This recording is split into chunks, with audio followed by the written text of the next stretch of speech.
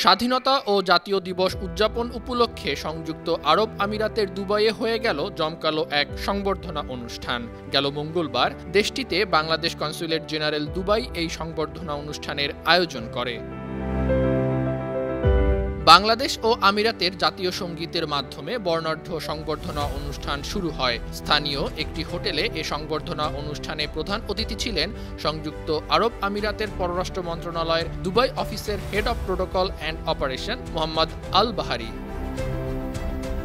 অনুষ্ঠানে সংযুক্ত আরব আমিরাতে নিযুক্ত বাংলাদেশের রাষ্ট্রদূত তারেক আহমেদ বলেন, প্রধান উপদেষ্টা প্রফেসর ডক্টর মোহাম্মদ ইউনূসের নেতৃত্বে নতুন বাংলাদেশ সমতা ও মর্যাদার ভিত্তিতে কূটনৈতিক সম্পর্কে বিশ্বাসী। এ সম্পর্ক বিশ্বব্যাপী ছড়িয়ে দিতে কাজ করছে বিশ্বের বিভিন্ন প্রান্তের বাংলাদেশ মিশনগুলো।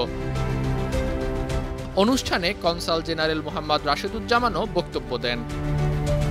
আমিরাতের পররাষ্ট্র মন্ত্রণালয়ের protocol and operation Mohammad Al বাহারি বাংলাদেশের সরকার ও জনগণকে শুভেচ্ছা জানান। দূতালয় প্রধান আশফাক হোসেনের সঞ্চালনায় অনুষ্ঠানে যুক্তরাষ্ট্র, ভারত, পাকিস্তান, শ্রীলঙ্কা, মালয়েশিয়া, দক্ষিণ আফ্রিকা, জাপান, ইন্দোনেশিয়া, ফিলিপাইন সহ প্রায় ৩০টি দেশের কনসাল জেনারেল, কূটনৈতিক মিশনের সদস্য, আমিরাতের উচ্চপদস্থ কর্মকর্তা, গণ্যমান্য ব্যক্তি, প্রবাসী গণমাধ্যম কর্মী এবং বাংলাদেশ কমিউনিটির সদস্যরা উপস্থিত ছিলেন। প্রবাস ডেস্ক, 52 টিভি।